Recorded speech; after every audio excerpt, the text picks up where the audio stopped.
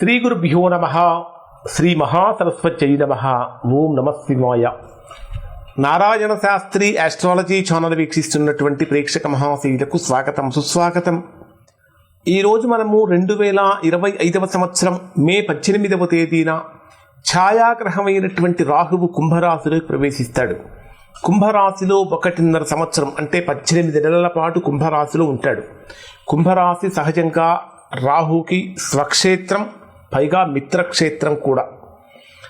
ఎందుకంటే ఆ కుంభరాశ్యాధిపతి అయినటువంటి శనికి రాహుకి మిత్రత్వం ఉంటుంది. ఈ 18 నెలల పాటు కర్కాటక రాశి వారు ఎటువంటి ఫలితాలు పొందుతారో తెలుసుకుందాం. కర్కాటక రాశి వారికి రాహువు ఎక్కడికి ప్రవేశిస్తున్నాడు, ఎక్కడ సంచరిస్తున్నాడు అంటే అష్టమ స్థానంలో సంచరిస్తాడు.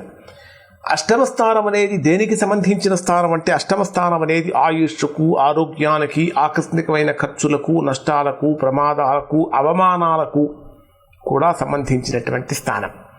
సహజంగా అష్టమ స్థానంలో సంచరించేటటువంటి రాహువు యొక్క ప్రభావం కారణం చేత కర్కాటక రాశి వారికి కొద్దిగా ప్రతికూలతలు ఉంటాయి. ముఖ్యంగా ఎలాంటి ప్రతికూలతలు ఉంటాయి అంటే అష్టమ స్థానంలోకి రాహువు ప్రవేశించినప్పుడు మొట్టమొదటిగా కొన్ని ఆరోగ్య సమస్యలు కలిగిస్తాడు.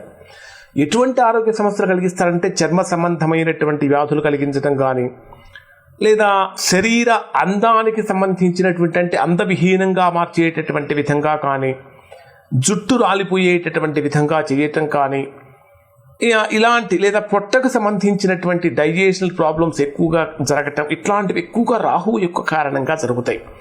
రాహువు ఈ అష్టమ స్థానంలోకి ప్రవేశించినప్పుడు అనేక రకాలైనటువంటి అంటే మల్టిపుల్గా అనేక రకాలుగా ఏదో ఒక సమస్యతో ప్రతిరోజు ఇబ్బంది పడుతున్నామా అనేటటువంటి భావన కూడా కలుగుతుంది.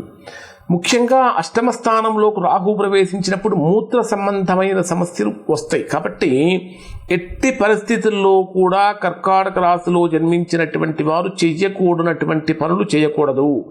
అంటే చేయకూడని పనులు అని చెప్పాను కానీ నేను ఆ పనులు ఏమిటో నేను ఈ వీడియోలో చెప్పలేను.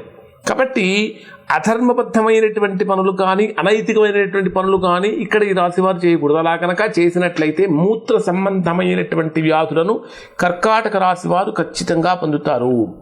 అష్టమ స్థానంలోకి రాహు వచ్చినప్పుడు ఏం జరుగుతుందంటే ఆలోచన విధానంలో ఫికిల్ మైండెడ్ పర్సన్స్గా మారిపోతారు. అంటే ఏమిటి, ఒక నిర్ణయం తీసుకుంటే ఆ నిర్ణయం మీద స్టేబుల్గా ఉండలేకపోతారు.